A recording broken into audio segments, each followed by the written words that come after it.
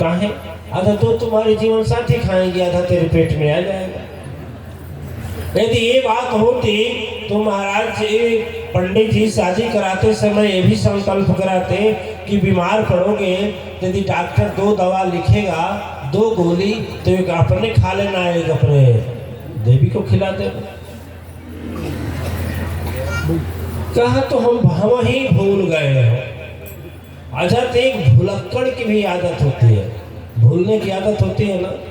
महा विचित्र आदमी, इतना 9 दिन बोलता हूँ, घंटों घंटा बोलता हूँ, लोग भूल जाते। एक देवी जी थे, देवियों का चल रहा था, क्या बोलते हैं, सम्मेलन। जब इकट्ठा होती है ना पास पड़ोस की देवियां, तो सम्मेलन शुरू हो जाता है। अब तो बढ़िया आ गया, ओ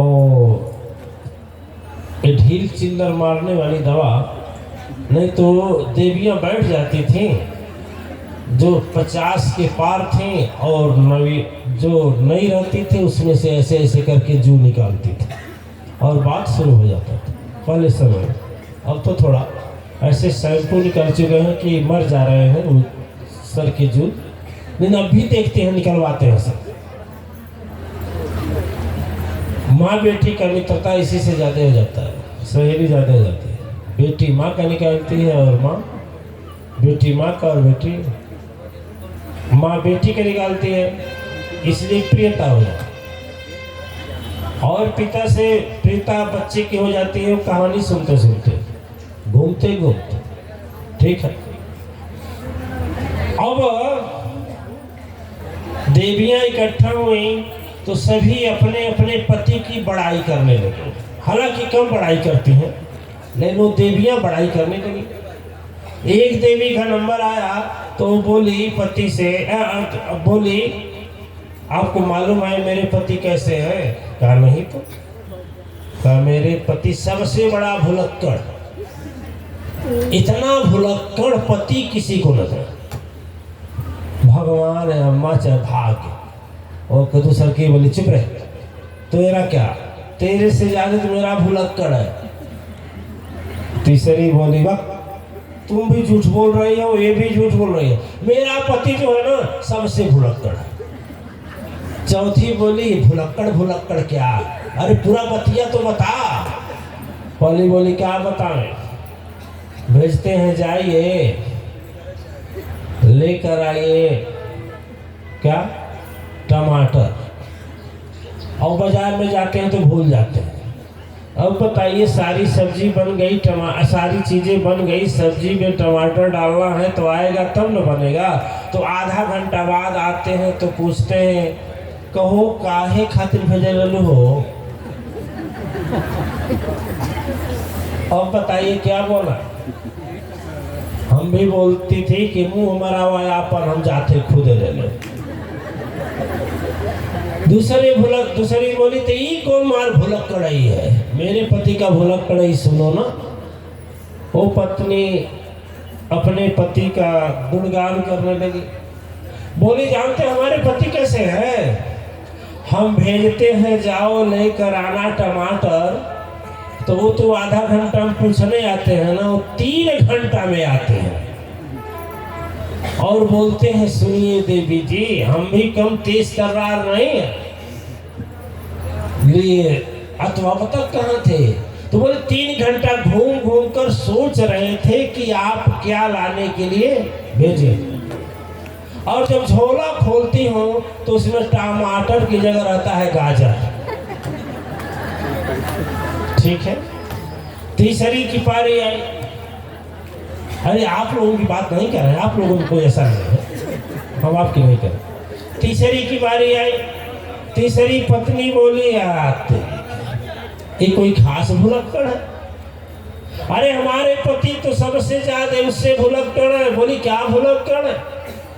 क्या जब हम इनके साथ जाते हो कहीं पार्टी में, कहीं फंक्शन में, कहीं शादी में, कहीं मेला में, कहीं मॉल में, कहीं बाजार में, तो बिछुड़ जाती हो। कहीं हम भी छूट जाते हैं तो कहीं ये भी छूट जाते हैं, तो खोजने लगते हैं। तो खोजते खोजते जब हमारे पास आकर खड़ा होते हैं तो ऐसे करते हैं, फिर चश्मा उतारते हैं तो पूछते हैं,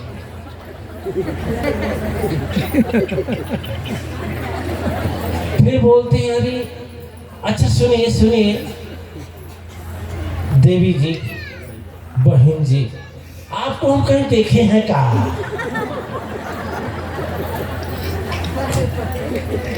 हाय रे पति, सही बोली हो, हाय रे पति।